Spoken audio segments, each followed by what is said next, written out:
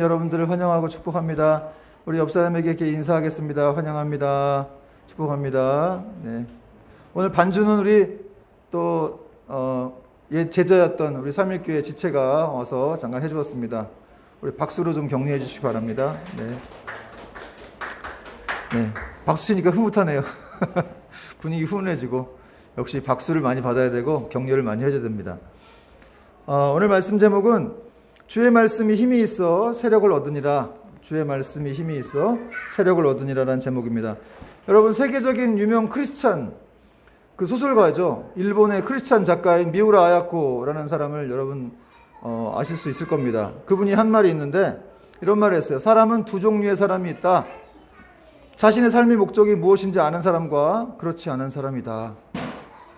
여러분은 삶의 목적이 무엇인지 아십니까? 예전에 어떤 제 아들도 그러고 성도들 중에도 내가 왜 사는지 모르겠다 이렇게 말하는 분들이 종종 있더라고요. 여러분, 우리가 살아가는 이유는 예수님께서 살아가라고 하시기 때문에 살아가는 건데 사실 우리 그리스도인들에게는 사명이 있다는 것이죠. 하나님 나라에 속한 대사들이기 때문에 이 땅에서 행해야 될 일이 있기 때문에 그런 주님의 일을 하기 위해서 이 땅에 살아가는 거예요. 그래서 예수님 때문에 살아간다. 돈을 벌어도 예수님 때문에 돈을 벌고 밥을 먹어도 예수님 때문에 밥을 먹는 것이죠. 사도 바울이 바로 그런 사람이었습니다. 사도 바울은 자신의 삶의 목적이 무엇인지 아주 분명히 알고 있는 사람이었습니다. 사도 바울의 삶의 목적은 무엇입니까? 주와 복음을 위해서 하나님의 은혜를 전파하여 주의 나라를 세우는 것. 그것이 바로 그의 목적이었고, 그래서 일평생 주님을 만난 이후로 계속해서 그런 삶을 살아가죠. 오늘 본문에서도 이제 그런 내용이, 그런 바울의 모습이 계속해서 이어지고 있는데요. 이 우상숭배와 마술이 넘쳐나는 그런 에베소에서도 이 본격적인 말씀 사역을 통해서 기독교 공동체를 세워가기 위한 모습이, 이제 바울의 모습이 그려지고 있습니다. 먼저 8절 말씀을 다시 한번 읽어보겠는데요. 8절 보니까 바울이 회당에 들어가 석 달 동안 담대히 하나님 나라에 관하여 강론하며 권면하되 라고 말씀하고 있죠. 바울은 유대인의 회당에 들어가서 석 달 동안 담대히 하나님 말씀을 강론했습니다. 이 담대히 강론하다라는 말씀이 이제 미완료형으로 이제 헬라어 시제가 되어 있는데, 헬라어에서 미완료는 계속되는 걸 말하거든요. 그러니까 이 바울이 회당에 들어가서 3개월 동안 계속해서 하나님 말씀을 가르쳤다는 것을 이제 보여주고 있습니다. 여러분, 성령 충만한 사람들은 그 입술에 하나님께서 이렇게 말씀을 주시기 때문에 어디서든지 담대하게 말씀을 증거할 수가 있습니다. 그래서 가끔 전도하다가 이렇게 막 누가 뭐 전도하는데 누가 화내는 것 같이 이렇게 생각되면은 우리가 이렇게 쭈뼛쭈뼛거리고 이제 말 못하고 그럴 때가 있는데, 여러분 성령이 충만하면 그런 상황에서도 담대하게 이렇게 말을 증거할 수가 있다는 것이죠. 또 권면했다고 했는데, 이 권면했다고 하는 말은 어떤 사도 바울이 진리를 이렇게 이 사람들에게 소개함에 있어서 아주 잘 믿게 하려고 여러 가지 가진 노력을 다 했다. 그러니까 전도하려고 하여튼 뭐 여러 가지 노력들을 다 했다는 것을 지금 이렇게 말해주고 있어요. 권면했다는 말이 그런 말입니다. 사도 바울 자체가 굉장히 이런 유대인들에게 또 많은 관심이 있었고, 또 이 사람들을 전도하기 위해서 아주 그냥 회당에 들어가 3개월 동안 애를 쓴 거예요. 그리고 이제 바울이 전한 것은 어떤 주제였냐면 하나님 나라에 관한 것을 전했는데, 여러분, 인간 세계에 임한 하나님 나라, 하나님께서 이 세상을 다스릴 뿐만 아니라 또 우리를 사랑하고 계시기 때문에, 여러분 하나님 우리를 사랑하시죠? 그렇기 때문에 우리가 이렇게 모여서 예배를 드리는 거예요. 하나님을 사랑하는 사람들이 하나님을 찾는 곳이 바로 예배죠.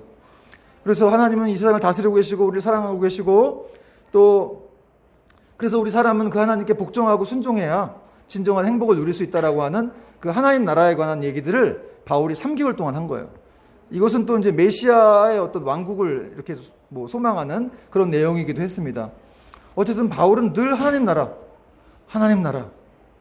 참 그냥 무조건 그냥 오직 하나님 나라 뭐 그렇게 외치는 사람이었다는 것이죠. 또 바울이 유대인들을 전도한 방법은 강론했다 그랬는데, 강론이 뭔지 아세요? 강론했다. 이 일종의 토의를 하는 거예요. 제가 지금 말씀을 전하면서 사실은 설교도 이렇게 주고받는 건데, 그래서 제가 질문을 던지잖아요. 여러분의 말을 끌어낼 수 있도록. 대부분 여러분 말을 안 하세요. 그래서 문제인데, 어떤 제가 질문을 하면 말씀을 하시긴 해야 돼요. 그래서 그렇게 서로 주고받는 거. 그래서 논증적인 어떤 이렇게 변론을 얘기해주고, 거기에 대한 이의가 생기면 또 답변을 해주고, 이의를 제기하면 답변해주고 그런 게 이제 강론인데 그런 식으로 왜 예수를 믿어야 되는지에 대해서 이렇게 자세히 설명해 준 거예요. 논리적으로. 왜 하나님이 중요한지, 그분을 왜 믿어야 되는지. 여러분, 우리도 전도할 때 그냥 무조건 막 예수 천국 보신지요? 막 이러면 여러분 좀 거부감 있죠? 근데 그런 분들도 훌륭히 우리가 생각해야 되는데 어쨌든 그런 방법보다는 그래도 이렇게 왜 예수님을 믿어야 되는지, 왜 그리스도만이 구원의 길인지, 이분 믿어야 천국 가는지 이거를 좀 여러분이 성경을 조금 공부하면은 잘 설명할 수가 있습니다. 여러분, 기독교는 지성적인 겁니다. 그렇죠? 무식한 게 아니에요. 어떤 하나님이 무식하십니까? 어느 누구보다도 더 지성적인 분, 아주 이성적이고 논리적인 분이 바로 하나님이시죠. 그래서 글을 잘 쓰려고 하는 분들도 있고 뭐 말 잘하려는 분들도 있지만 성경을 많이 읽으시면 됩니다. 하나님이야말로 정말 논리의 아주 최고의 달변가이시죠. 논리의 최고봉이신데 그런 성경들을 많이 읽으면 우리가 저렇게 논리적으로 사람이 변하게 될 줄로 믿습니다. 자, 이제 이런 노력에도 불구하고 이 회당에서 또 바울을 반대하는 그런 대적하는 무리들이 일어났어요. 9절 말씀 보니까 같이 읽겠습니다. 9절. 어떤 사람들은 마음이 굳어 순종하지 않고 무리 앞에서 이 도를 비방하거늘 바울이 그들을 떠나 제 아들을 따로 세우고 두란노 소원에서 날마다 강론하니라.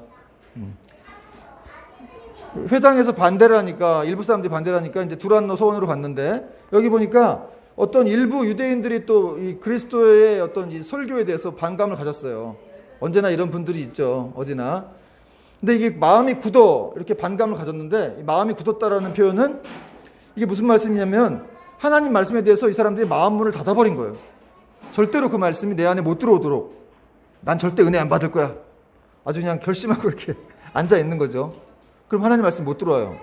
그리고 일부러 딴 생각하거나 뭐 자꾸 그러면 하나님 말씀이 들어올 틈이 없죠. 근데 이 유대인들은 어땠냐면 아주 일부러 의도적으로 말씀이 못 들어오도록 막아버렸어요.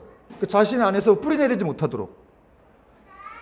우리가 흔들리는 이유는 사실 말씀이 우리 안에서 뿌리내리지 못했기 때문에 그렇거든요. 그래서 오늘도 여러분이 말씀을 듣고 돌아가면 기쁠 수는 있어요. 순간적으로.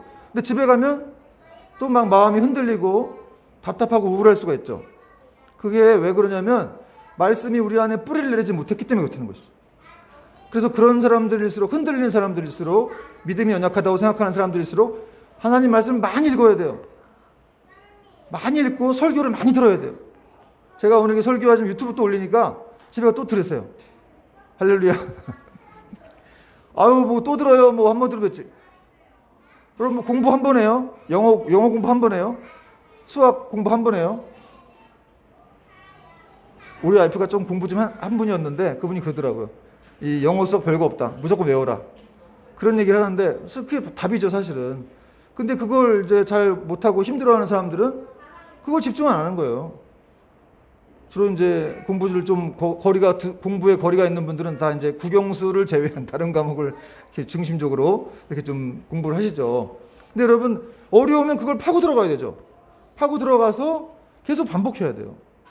설교, 신앙도 마찬가지입니다. 결국은 이렇게 반복해서 훈련함으로 인해서 새로운 것들을 많이 좋아하는 분들이 많아요. 새로운 설교, 뭐 그런 걸 좋아하지만 사실은 우리에게 진짜 부족한 건 이 반복이거든요. 반복적으로 안 돼서 훈련이 안 됐기 때문에 뭐 새로운 설교 들으면 뭐 하겠습니까? 또 가면 또 흔들리고 또 힘들고 답답하고 어떻게 살아야 되나 이런 생각을 맨날 한다는 것이죠. 그래서 하나님 말씀을 계속해서 반복적으로 들을 필요가 있습니다. 근데 유대인들은 자기 그 말씀이 안으로 못 들어오게 하려고 이렇게 애를 썼다는 거죠. 마음 문을 닫고. 이 마음이 굳어져라는 이 표현이 어디 나오냐면 출애굽기에 보면 이 애굽왕 바로가 마음이 강박했다, 완악했다라고 할 때 그때 사용된 단어이기도 해요. 사실은 이제 하나님이 그 마음을 자, 이렇게 성령님께서는 우리에게 부드러운 마음을 주시죠. 그래서 악한 마귀가 역사하면 우리에게 답답하고 막 아주 굳어지는 마음, 화석화되는 마음을 주지만 그러나 성령님은 우리에게 부드러운 마음을 주십니다. 에스겔에서 36장 26절 말씀 보니까 또 새 영을 너희 속에 두고 새 마음을 너희에게 주되 너희 육신에서 굳은 마음을 제거하고 부드러운 마음을 줄 것이다. 이렇게 성령님이 하시는 역할, 우리 마음 속에 있는 굳은 살을 제거해버리고 굳은 마음을 제거하고 부드러운 마음을 주신다는 거예요. 여러분 마음에 이렇게 강팍해지고 막 이렇게 답답하신 분들은 그래서 성령님께 은혜를 구해야 됩니다. 기도할 때 또 성령님의 역사를 통해서 우리 마음이 이렇게 부드러워질 수 있다는 것이죠. 그리고 이제 바울은 회당을 떠나서 두란노 소원이라는 곳으로 갔는데, 두란노 소원은 뭐냐? 이 두란노라고 하는 사람이 건물주라는 그런 학자들이 추정을 합니다. 이렇게 건물의 주인의 이름이 두란노였을 것이다. 아니면 그 두란노 이 서원에서 가르치던 사람, 이 철학 선생님 이름이 두란노였을 것이다. 이렇게 얘기를 합니다. 그러니까 이 서원이라고 하는 것은 또 스콜레라고 하는데, 여기서 이제 스쿨이라는 학교가 이렇게 파생이 되었죠. 따라서 두란노 서원이라고 하는 것은 두란노라는 사람이 강의를 했던 학교, 뭐 유대인들의 신학교라고도 할 수 있는데, 그런 개념이에요. 그런 곳으로 가서 이제 바울이 회당에 쫓겨났으니까 두란노 서원으로 갔습니다. 근데 쫓겨나서 갔는데 사실은 이제 바울에게 두 가지 유익이 생겨난 거예요. 왜냐하면 이 회당이라는 곳은 우리도 일주일에 한 번씩 이렇게 모이고, 뭐 주중에 줌으로 보이기도 하지만 일주일에 한 번씩 모이지만 회당도 그랬거든요. 일주일에 한 번씩 모여서 말씀을 가르쳤는데, 두란노 서원은 회당이 아니니까 매일 모일 수가 있는 거예요. 그래서 매일 말씀을 가르쳤다. 한 가지 이익이 있었고, 또 한 가지 유익은 회당에서는 이제 유대인들하고 이제 유대교로 개종한 이런 어떤 사람들만 모일 수가 있었는데, 이 두란노 서원에서는 유대인과 비롯해서 이제 헬라인들, 모든 이방인들이 다 모일 수가 있었던 것이죠. 원래 유대인 회당엔 유대인밖에 못 들어가요. 그러니까 이 두란노 서원에서는 유대인이 아닌 사람들도 다 모여서 말씀을 들을 수가 있었다는 것이죠. 그러니까 어떻게 보면 또 두란노 서원으로 가서 말씀 가르친 게 더 큰 이익이 된 거죠. 여러분, 여기서 우리는 뭘 또 알 수 있습니까? 이렇게 우리가 위기라고 생각하는 것들, 어디서 쫓겨나고 뭐 답이 없고 하는 일들이 사실은 더 좋은 일이 생기게 되기 위한 그런 발판인지도 몰라요. 그냥 우리는 그런 일 때문에 낙심하고 힘들어할 때가 있지만, 사실은 다른 데로 옮겨가가지고 더 이런 좋은 일들이 생길 수가 있다는 것이죠. 그래서 만약에 어떤 부딪힐 일이 있다면 부딪히지 마시고 그냥 떠나세요. 떠나서 다른 데로 옮겨가면 또 거기서 또 하나님이 이렇게 주시는 축복들을 맞이할 수 있다는 사실입니다. 그리고 이제 몇몇 서방 사본에 의하면 이 두란노 서원에서 바울이 가르친 시간이 이제 오전 11시부터 오후 4시까지였다고 얘기를 하는데, 이 시간은 유대인들 낮잠 자는 시간이거나 이제 쉬는 시간이에요. 그러니까 사도 바울이 유대인들이 일하는 시간을 피해서 말씀을 가르친 거죠. 그러니까 대부분의 유대인들이 이 시간에 낮잠 자고 쉬어야 되는데, 그러니까 사람도 많이 안 왔을 것 같기도 한데, 근데 여기서 2년 동안을 가르쳤다고 말씀하고 있습니다. 그러니까 소수의 무리가 오더라도, 아니면 말씀을 사모한 사람들이 오더라도 계속해서 말씀을 가르쳤다는 것을, 이 바울의 열정이 어떤지. 사실 바울도 유대인인데 자기도 쉬어야 되는 거 아니에요. 11시부터 4시까지. 근데 안 쉬었다는 거예요. 중동에 여러분 얼마나 뜨겁습니까, 날이. 그러니까 이 점심때는 안 보이는데 그때 모여서 이렇게 말씀을 배웠다는 거죠. 여러분, 말씀을 배우고자 하는 사람들은 이런 열정이 좀 있어야 됩니다. 자기 좀 이런 일하는 시간을 좀 빼서라도, 일하는 시간을 제외하고 다른 시간을 좀 빼서라도 이렇게 말씀을 배우려고 하는 열정이 있다 보면 이런 식으로 어떤 하나님의 어떤 영적인 은혜를 체험할 수가 있다는 것이죠. 그리고 이제 이처럼 2년 동안이나 말씀을 증거하니까 어떤 일이 일어났겠어요? 에베소 지역에 큰 어떤 이런 말씀에 막 이런 홍수가 일어났고, 또 에베소뿐만 아니라 다른 아시아 지역에도 다 교회가 세워지게 되었다고 성경은 말씀하고 있는데요. 말씀이 전파되게 되었다고 말씀하고 있는데, 10절 말씀 같이 한번 읽겠습니다. 10절 시작. 두 해 동안 이같이 하니 아시아에 사는 자는 유대인이나 헬라인이나 다 주의 말씀을 듣더라.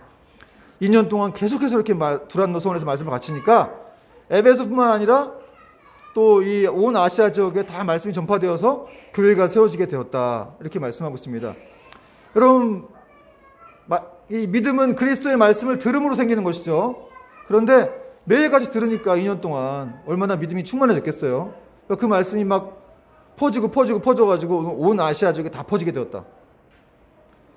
그래서 이때 이제 빌립보 이 요한계시록에 나오는 소아시아 교회들이 세워졌다라고 이렇게 또 학자들이 보고 있습니다. 소아시아 교회들, 서모나, 버가모, 두아디라, 사데, 빌라델비아, 이런 히에라볼리, 이런 교회들이 이렇게 막 세워지게 된 거예요. 참 여러분, 이렇게 말씀을 전파하는 것 자체가 이렇게 중요합니다. 여러분, 이 교회는 건물이 아니라 사람이라고 했죠. 건물은 의미가 없어요. 여러분이 교회입니다.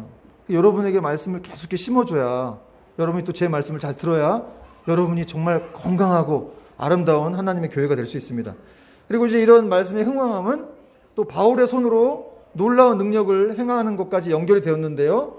11절과 12절 보니까 하나님이 바울의 손으로 놀라운 능력을 행하게 하시니 심지어 사람들이 바울의 몸에 손수건이나 앞치마를 가져다가 병든 사람에게 얹으면 그 병이 떠나고 악기도 나가더라. 와, 하나님 말씀이 얼마나 역사가 강했으면.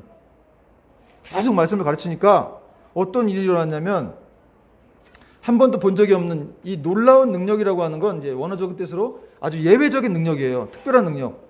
그동안 바울이 기적을 행하기도 했지만 한 번도 바울에게서 본 적이 없는 그런 능력. 어떤 능력이었냐면 사람들이 바울의 몸에서 바울이 가지고 있는 손수건이나 앞치마를 가져다가 병자에게 얹으니까 그 병자가 나았다라는 거예요. 이 능력을 행하기 위해서 행하게라는 이 헬라어의 원어는 이제 미완료 시제로서 바울이 그런 이적을 자주 행했다 이런 뜻을 내포하고 있습니다. 그래서 학자들 간에는 이게 진짜 가능한 일이냐? 아니 어떻게 앞치마나 손수건을 가지고 왔다 덮는다고 병자가 낫냐? 이제 믿을 수 있는 일이냐? 이렇게 학자들은 얘기를 하는 사람도 있지만 어쨌든 우리는 성경에 나온 내용이니까 우리 믿어야 됩니다. 그렇죠? 여러분 사실 이 에베소가 어떤 도시예요? 마술과 주술로 가득한 도시죠. 그리고 무당들이 막 활기를 치는 그런 곳이었어요. 그러니까 하나님께서 특별하게 바울에게 어떤 이적을 이렇게 행할 수 있는 능력을 주셔가지고 말씀을 전파할 수 있도록 이적을 행하는 게 중요한 게 아니고 바울이 전도할 수 있도록 말씀을 전파할 수 있도록 그 어떤 이 배경을 만들기 위해서 그런 기적들도 막 행하게 하신 것이죠. 근데 아주 그동안 말씀이 계속 이렇게 왕성하게 전파되다 보니까 아주 특별한 이적, 본 적도 없는 그런 이적들이 막 드러나게 된 것입니다. 여러분 이러한 간접적인 기적의 역사가 사실은 또 이 사도 베드로에게도 있었다는 것을 알고 있습니까? 사도행전 5장에 보면은 사람들이 베드로의 그림자라도 어떻게 밟힐까봐 그런 내용 기억하세요? 사람들이 베드로가 지나갈 때 그 그림자에게도 한번 걸릴까봐 그 베드로를 기다렸다. 왜냐하면 베드로가 그만큼 성령이 충만했기 때문에 그 사람의 어떤 그림자만을 이렇게 스치기만 해도 병이 나을 거라는 그런 확신을 가지고 있었기 때문에 사람들이 막 그렇게 베드로를 기다렸습니다. 그런 그 베드로의 능력이 사도 바울에게도 동일하게 임했다는 것을 알 수가 있는데, 근데 이것은 뭐 베드로나 사도 바울의 능력이 아니고 예수님께서 말씀하셨어요. 그 제자들에게 나를 믿는 자는 더러운 귀신을 쫓아낼 것이고 또 뭐 이렇게 병자들을 고칠 것이고 죽은 사람을 살릴 것이다. 이런 말씀을 예언하셨죠. 그 말씀의 성취가 된 것입니다. 여러분 이 사도 베드로나 또 뭐 바울만 예수님이 제자입니까? 우리 또한 예수님이 제자죠. 우리 또한 성도기 때문에 그런 말씀의 능력을 우리도 붙을 수가 있다라는 거예요. 얼마든지. 여러분 우리도 예수님 말씀을 정말 믿으면 그런 사도 바울과 또 베드로와 같은 그런 능력들을 우리도 행할 수가 있다는 사실입니다. 근데 여러분 이렇게 놀라운 역사가 일어나니까 또 어떤 사람들은 이게 무슨 마법처럼 생각돼가지고 자기가 마술사다 보니까 마법처럼 생각돼가지고 이를 흉내내는 그런 주술사들도 있었다고 성경은 또 말씀하고 있는데요. 그 내용이 이제 13절부터 16절인데 같이 한번 교독하겠습니다. 제가 먼저 읽을게요. 13절. 이에 돌아다니며 마술하는 어떤 유대인들이 시험 삼아 악기 들린 자들에게 주 예수의 이름을 불러 말하되 내가 바울이 전파하는 예수를 의지하여 너희에게 명하노라 하더라. 14절 여러분 읽어주세요. 유대의 한 제사장 스게와의 일곱 아들도 이 일을 행하더니 15절. 악기가 대답하여 이르되 내가 예수도 알고 바울도 알거니와 너희는 누구냐 하며 16절 읽어주세요. 악기 들린 사람이 그들에게 뛰어올라 눌러 이기니 그들이 상하여 벗은 몸으로 그 집에서 도망하는지라. 참 놀라운 내용이 나오고 있는데 여러분 예수님 당시에도 이렇게 귀신을 쫓는 주술사들이 있었어요. 주술사들. 그 주술사들이 유대인들인데 이게 떠돌아다니면서 마법을 행하는 사람들이었는데 그러니까 막 신들의 이름을 불러가면서 이렇게 뭐 어떤 주술 행위를 하거나 아니면 뭐 이렇게 또 막 뭔가 어떤 다른 의식 가지고 귀신을 쫓는 그런 이런 의식들을 행했었는데 그런데 그 사람들은 어떤 한 가지 방법만 고집한 것이 아니라 무슨 방법이든지 간에 잘 듣는다고만 한다면 그 방법을 다 활용했다는 것이죠. 근데 바울이 그렇게 능력이 있다고 하니까 이 바울이 믿는 예수님의 이름을 빙자해가지고 그럼 바울의 행동을 한번 모방해보자. 그래서 예수님의 이름을 그들의 주술에 이용하려고 했던 것이죠. 그런 가운데 이제 유대의 한 제사장 스게와 일곱 아들이라는 사람들도 바울을 모방하다가 큰 봉변을 당하게 되었다고 이제 내용이 나오고 있는데 여러분 유대의 한 제사장이에요. 이 사람들이 뭐 이스라엘에 있어야 되는데 이 사람들이 왜 이방 지역인 에베소까지 왔을까요? 그것도 좀 알 수가 없는데 유추해 보건데 이 사람들은 몰락한 유대 지상 가문이거나 그래서 여기까지 왔거나 아니면 뭐 사기치는 사람들이라고 할 수가 있어요. 어쨌든 유대의 한 제사장 스게와의 7 아들도 똑같이 바울의 어떤 그 예수님의 이름으로 명하노니 이렇게 했다는 거예요. 그래서 귀신들을 아낀 들린 사람 만나가지고 내가 바울이 믿는 예수를 빙자하여 예수를 의지하여 나가라 그랬더니 이 귀신들이 뭐라고 했냐면 뭐 비웃은 거죠. 아니 뭐야 이놈들. 내가 예수도 알고 바울도 알거니와 너희는 누구냐? 이렇게 반문을 했다는 거예요. 그러면서 이 악귀 들린 사람이 이 바울에게 그 일곱 아들들에게 뛰어 올라가지고 눌러 이기게 되었다. 그리고 그들이 몸이 상해서 벗은 몸으로 도망가는 그런 망신을 당하게 되었습니다. 여러분, 사람들이 예수님의 이름으로 세례도 받고 제사함도 받고 또 구원도 받았습니다. 또 사도들은 예수님의 이름으로 사람들의 병을 고치기도 하고 죽은 자를 살리기도 했는데 그 엄청난 이름의 능력이 이 스게와의 아들들을 통해서는 어떤 기적도 나타나지 않은 거예요. 한마디로 이 악귀들이 예수님과 바울은 인정했지만 스게와의 아들들은 전혀 인정하지 않은 거죠. 여러분, 이 구절에서 지금 강조되는 부분은 너희의 너희. 도대체 너희는 누구냐? 내가 예수도 알고 바울도 알고 다 알지만 너희는 누구냐? 이 말을 다시 번역하면 이런 말입니다. 너희가 도대체 무슨 권한으로 우리한테 이렇게 명령하는 거야? 예수님 말씀도 믿지도 않으면서 예수님을 믿지도 않으면서 도대체 무슨 권한으로 나한테 이렇게 명령해? 이런 말을 지금 악귀가 한 겁니다. 여러분, 이렇게 이 웃지 못할 이 해프닝을 통해서 우리는 3가지를 알 수가 있는데 첫 번째는 분명히 이 땅에는 공중권세를 잡은 자, 마귀가 이 땅에 존재하고 있다는 사실입니다. 여러분, 무당들을 보세요. 무당들이 막 이렇게 귀신을 힘입어가지고 막 시퍼런 칼날에 춤을 추죠. 그 시퍼런 칼날에 두부 올려놓은 두부가 쫙 갈라져요. 근데 거기 맨발로 올라가서 막 춤을 추잖아요. 작두 탄다 그러는데 귀신의 힘으로 이렇게 하는 거예요. 귀신이 분명히 있다. 근데 어떤 성도들이나 어떤 목사님들도 귀신의 존재를 인정하지 않는 사람들이 있습니다. 그러나 성경에 있기 때문에 우리는 인정해야 되고 그들을 경계해야 한다는 것이죠. 깨어서. 두 번째는 이 악귀들이 영물들이기 때문에 어떤 사람이 참 성도인지 또 예수님 진짜 믿고 있는지 안 믿고 있는지 잘 알고 있다는 거죠. 세 번째, 마지막 우리가 좀 생각해 볼 것은 남이 믿는 예수님은 아무 소용이 없어요. 내가 직접 믿은 예수님, 나하고 진적으로 이교적인 관계를 맺는 예수님, 그분을 믿을 때 역사가 일어난다는 것이죠. 여러분이 종종 어떤 때 이렇게 제발 뭐 이것 좀 기도해 주세요 막 이렇게 부탁할 때가 있잖아요. 그럼 본인은 기도 안 하고 남들한테만 기도를 이렇게 부탁하는 분들이 있는데 사실은 본인이 해야 돼요. 물론 우리도 같이 기도를 해주지만 중요한 거는 나와 예수님과의 관계에 있기 때문에. 그리고 우리는 다 만인 대제사장시대 아닙니까? 그래서 누구나 다 예수님과 앞에 담대히 나갈 수가 있는 거예요. 그래서 예수님을 부르고 기도할 수가 있다는 것이죠. 그래서 우리 개개인에게도 얼마든지 충분한 능력이 있습니다. 그래서 막 남들에게만 뭐 기도 부탁 분명히 다 해야 되지만 그래도 나도 믿음이 있다면 정말 그렇게 기도를 해야 한다는 사실이죠.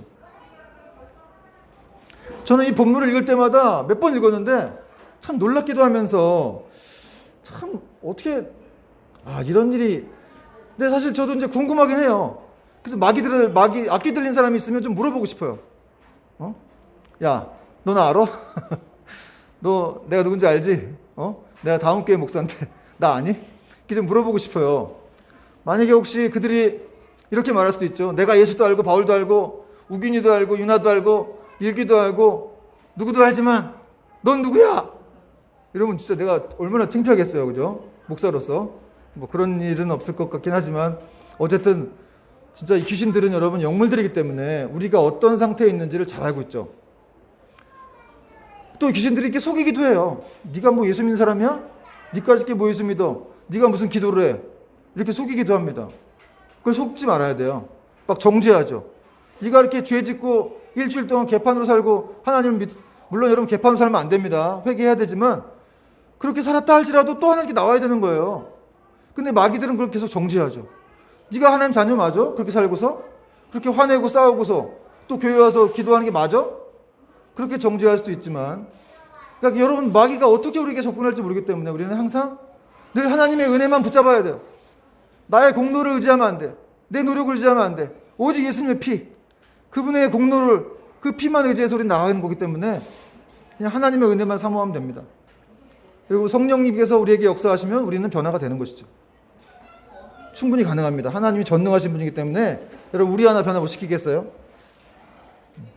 여러분 제가 생각하기에 오늘날 교회를 다니는 많은 사람들, 주일만 교회 가는 썬데이 크리스찬들 중에 정말 이 마귀들이 이렇게 내가 예수도 알고 바울도 알고 너희는 누구냐? 이렇게 말할 수 있는 사람들이 있을 것 같아요.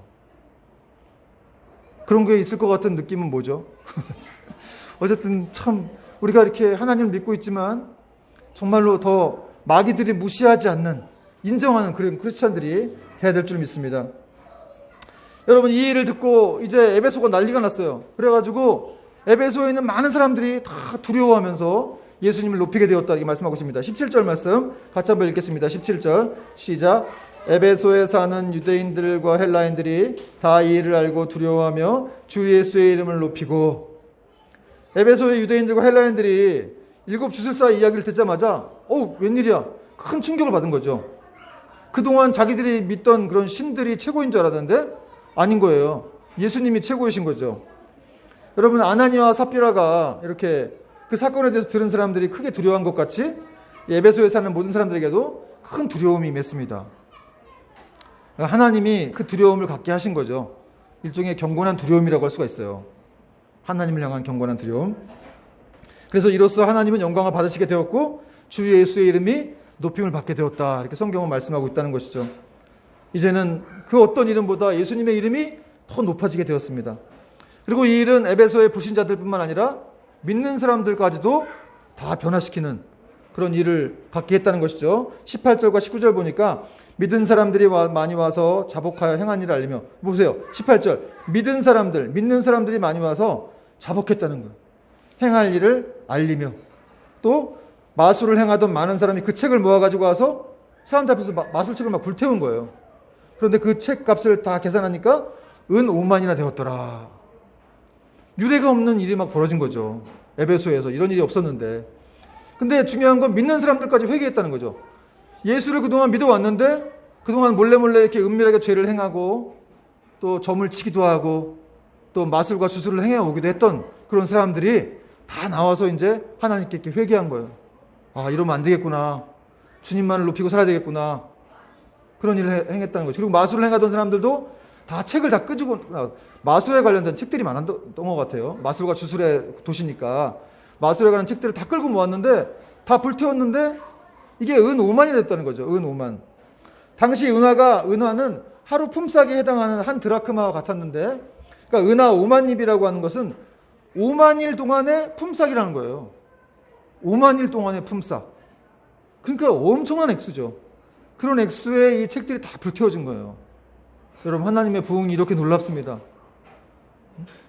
그런데 이렇게 이제 누가가 마지막으로 20절에 말씀하면서 이런 놀라운 일들이 바로 주의 말씀에 힘이 있어서 세력을 얻었기 때문이었다라고 말씀하고 있습니다. 20절 말씀 같이 한번 읽겠습니다. 시작. 이와 같이 주의 말씀이 힘이 있어 흥왕하여 세력을 얻으니라. 할렐루야. 여러분 주의 말씀이 힘이 있어 세력을 얻었다. 이 말씀은 또 미완료형으로 되었는데 주의 말씀이 계속해서 이렇게 지속적으로 흥왕하여서 모든 거짓되고 또 미신적인 마술들을 물리치고 많은 사람들을 회개시키겠다. 이런 내용들을 지금 얘기하고 있습니다. 여기 주의 말씀이 힘이 있어 할 때 힘이라고 하는 단어가 헬라어로 크라토스라고 하는데 아주 이 권능, 주권, 통치권을 말합니다. 그런 단어를 뜻하는 단어로서 아주 매우 강력하게 이렇게 지배하는 힘을 말해요. 하나님 말씀이 아주 강력하게 이 도시를 지배했다는 것이죠. 그래서 이 누가는 이런 그 20절 말씀을 통해서 이걸 끝맺음으로 인해서 에베소의 부흥의 원인이 이 바울의 어떤 기적이 아니라 바울의 몸에서 가지고 온 손수건이나 앞치마 때문에 나타난 기적이 아니라 사실은 하나님 말씀 아주 군사적으로 강력한 힘과 능력을 가진 그 하나님 말씀 때문임을 결론을 짓고 있는 겁니다. 그러므로 여러분 우리도 이런 원리를 잘 알아야 한다는 거죠. 하나님 말씀이 얼마나 대단한지를 알아야 한다는 거예요. 그 말씀이 얼마나 놀라운지를 알아야 한다는 거예요. 우리가 매일같이 교회에서 성경을 읽고 있지만 그걸 대충 읽을 게 아니라는 것이죠. 그 말씀에 좀 깊이 빠져봐야 돼요. 묵상해보고 또 어려운 내용 있으면 뭐 주석 같은 것 좀 찾아봐가지고 좀 내용 살펴보고 아니면 저한테 물어보세요. 그럼 제가 이렇게 저도 열심히 공부해갖고 알려주겠죠. 혹시 모르는 거 있으면 저도 열심히 공부하겠지만 우리가 그렇게 같이 힘을 써갖고 말씀을 연구하고 공부하고 또 그 말씀을 세상에 전파해야 됩니다. 하나님 말씀 전파해서 이렇게 다 도시가 변화되기 때문에 그렇죠. 우리나라 이 기독교 수장기, 한국 기독교 수장기에도 이렇게 막 외도하고 뭐 바람 피고 뭐 또 술 먹고 담배 피고 약 먹고 하던 사람들이 말씀이 들어가니까, 선교사들이 말씀을 뿌리니까 다 변화가 되어서, 우리나라 옛날에 교회도 사경회라는 걸 했죠. 뭐 부흥회라는 이름으로도 이제 했는데, 이 사경회를 해가지고 말씀 이렇게 가르쳤잖아요. 그때 교회들마다 큰 부흥이 일어났다고 이제 기록하고 있어요, 역사책에. 그러니까 여러분, 말씀이라고 하는 것이 얼마나 대단한 것인지 우리가 정말 이 말씀을 붙들어야 한다는 거죠. 여러분 안에 두려움이 있는 사람이 있습니까? 그 두려움이 떠나지 않는 사람이 있어요. 불안한 마음이 끊이지 않는 사람이 있어요. 자기 안에 말씀을 선포하세요. 자기 안에도 말씀을 선포하세요. 20세기 최고의 설교자인 마틴 로이 존스가 이런 말을 했는데, 자신에게 진리를 설교하는 것, 자신 안에 진리를 선포하는 것이 바로 영적인 침체를 극복하는 가장 큰 비결이다. 여러분, 남한테만 말씀 전할 것도 아니고 사실은 여러분 안에도 말씀을, 제가 이제 전하니까 듣기도 하겠지만, 여러분 스스로도 성경을 보면서 그 말씀을 이렇게 크게 소리치세요. 그리고 내 안에 이렇게 선포하라는 것이죠. 시편 42편 11절 말씀을 이렇게 말씀하고 있는데, 내 영혼아 내가 어찌하여 낙심하며 어찌하여 내 속에서 불안해하는가. 너는 하나님께 소망을 두라. 나는 그가 나타나 도우심으로 말미암아 내 하나님을 여전히 찬송하리로다. 여러분, 하나님, 내 영혼아, 시인이 자기 자신에게 선포하고 있는 거예요. 왜 이렇게 네 영혼아, 너야, 네 자신아, 왜 이렇게 두려워하고 있는 거니? 왜 불안해하고 있는 거니? 너는 하나님께 소망을 둬라. 하나님께 소망을 두지 않고 있기 때문에 너는 불안해하고 있는 거다. 어떤 경우에 낙심하지 마라. 하나님이 함께 하신다. 하나님의 약속의 말씀이 있다. 그 약속의 말씀을 믿으면 된다. 이런 말씀을 지금 자신에게 선포하고 있는 것이죠. 여러분, 종종 우리는 자꾸 내면 속에서 들려오는 말씀을 들을 때가, 음성을 들을 때가 많죠. 우리 안에 내면. 아침에 일어났는데 막 내가 원하지도 않는 음성이 막 들려와요. 기분이 나쁘기도 하고 막 답답하기도 하고 미래가 불안하기도 하는 그런 음성들, 걱정들, 막 그런 것들이 막 밀려오지만 이걸 어떻게 차단할 길이 없어요. 누군가가 우리에게 말하고 있는 거죠. 그게 누군가인지는 모르겠어요. 그러나 여러분, 이럴 때 우리는 오직 이 낙심되는 상황에 우리가 확실하게 붙들 수 있는, 승리할 수 있는 방법은 바로 하나님의 약속을 말씀을 붙들고 그 말씀으로 전투를 하는 것이죠. 여러분, 신앙생활은 영적인 전투라고 그랬죠. 그러므로 우리가 말씀을 붙들고 싸워야 하는 것이죠. 말씀은 여러분 그 검이라고, 성령의 검이라고 했죠. 그래서 말씀은 유일한 공격적인 무기예요. 다른 거, 믿음의 방패 뭐 이런 게 있지만 그런 것들은 다 방어하는 것이지만 말씀은 공격하는 것이라는 거죠. 최선의 수비는 공격이란 말이 있죠. 여러분, 말씀으로 공격하십시오. 하나님 나라는 침노하는 자의 것이다라고 말씀하고 있습니다. 여러분의 삶의 부정적인 영역에, 변화되어야 될 영역에 말씀을 선포해야 돼요. 그럴 때 놀라운 변화가 이 시대를 이끌어가게 될 것입니다. 여러분, 그런 한 주를 또 체험하게 되는 저와 여러분 되기를 주님의 이름으로 축원합니다. 찬양하겠습니다.